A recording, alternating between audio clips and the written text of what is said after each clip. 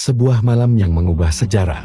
Pada suatu malam yang sunyi di bulan Rajab, Rasulullah Muhammad sedang berdoa dan bermunajat di Masjidil Haram.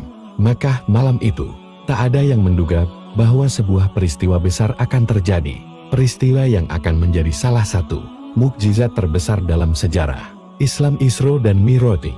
Kala itu, perjuangan Rasulullah berada di masa-masa sulit. Selama 11 tahun kenabian, beliau menghadapi rintangan berat dari kaum Quraisy. Umat Islam diboikot secara ekonomi, diputus dari interaksi sosial, hingga hampir tak mampu memenuhi kebutuhan hidup. Di tengah tekanan itu, Rasulullah juga kehilangan dua sosok penting dalam hidupnya, istri tercintanya, Khadijah, dan pamannya, Abu Thalib, yang selama ini menjadi pelindung utama beliau. Tahun itu bahkan dikenal sebagai Amul Husain atau tahun kesedihan.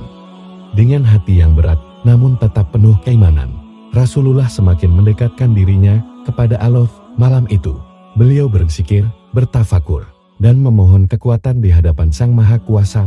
Ketika malam semakin larut, suasana Masjidil Haram menjadi begitu sunyi. Hanya suara angin lembut yang menemani. Rasulullah mencapai puncak kehusyukan dalam munajatnya. Tiba-tiba, sesuatu yang luar biasa terjadi. Sebuah cahaya muncul dari ufuk langit. Malaikat Jibril turun dengan tubuhnya yang besar, memancarkan cahaya terang hingga memenuhi horizon. Rasulullah yang sedang bersujud kemudian dihadapkan pada perintah ilahi yang sangat istimewa. Malaikat Jibril mengajak Rasulullah ke sumur Zam-Zam untuk menyucikan diri. Malaikat Jibril mendekati Nabi Muhammad dan berkata, "Wahai Muhammad, engkau diundang oleh Allah untuk sebuah perjalanan yang luar biasa. Perjalanan itu akan membawa Rasulullah melintasi bumi dan langit, menuju Sidratul Muntaha, tempat yang tak pernah disentuh oleh makhluk biasa." Namun sebelum perjalanan dimulai, Jibril membawa Rasulullah ke sumur Zam-Zam untuk melakukan penyucian. Hati Rasulullah dibersihkan oleh Jibril dengan menggunakan air Zam-Zam, simbol kesiapan spiritual dan fisik untuk bertemu Sang Pencipta. Setelah selesai, Jibril memperkenalkan Burak, makhluk luar biasa yang akan membawa Nabi dalam perjalanan ini. Burak memiliki kecepatan luar biasa, bahkan melebihi cahaya, dan dengan tubuhnya yang bercahaya, ia siap menjadi tunggangan Rasulullah. Perjalanan Isra, Mekah ke Palestina. Rasulullah menaiki Burak, melesat melintasi padang pasir menuju Palestina. Dengan bimbingan Jibril, Rasulullah menaiki Burak, dan perjalanan pun dimulai. Dari Masjidil Haram di Mekah menuju Masjidil Aqsa di Palestina, Rasulullah melintasi jarak sekitar 1.500 km dalam waktu sekejap mata. Tempat-tempat penting terlihat dari atas, seperti Gunung Sinai, tempat Nabi Musa menerima wahyu, dan Bethlehem, tempat kelahiran Nabi Isa, hingga akhirnya mereka tiba di Masjidil Aqsa. Di sana, Rasulullah disambut oleh para nabi terdahulu, termasuk Nabi Ibrahim, Nabi Musa, dan Nabi Isa. Dalam momen istimewa itu, Rasulullah memimpin mereka dalam sholat berjamaah. Peristiwa ini menjadi simbol bahwa Nabi Muhammad adalah penutup para nabi dan utusan terakhir yang membawa risalah untuk seluruh umat manusia. Perjalanan Mi'raj ke langit ketujuh dan Sidratul Muntaha. Rasulullah naik dari Masjidil Aqsa menuju langit yang penuh keindahan. Setelah Isra, perjalanan dilanjutkan dengan Mi'raj, perjalanan spiritual menuju langit. Rasulullah bersama Jibril naik melewati lapisan-lapisan langit.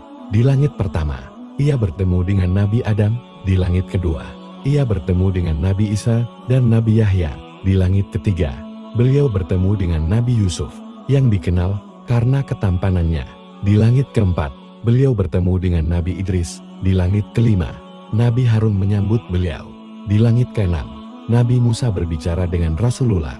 Dan di langit ketujuh, beliau bertemu dengan Nabi Ibrahim yang sedang bersandar di Baitul Ma'mur, tempat yang selalu dipenuhi oleh malaikat yang beribadah. Setelah melalui setiap lapisan langit, Rasulullah akhirnya tiba di Sidratul Muntaha, tempat tertinggi di alam semesta yang tak pernah menjangkau makhluk lain.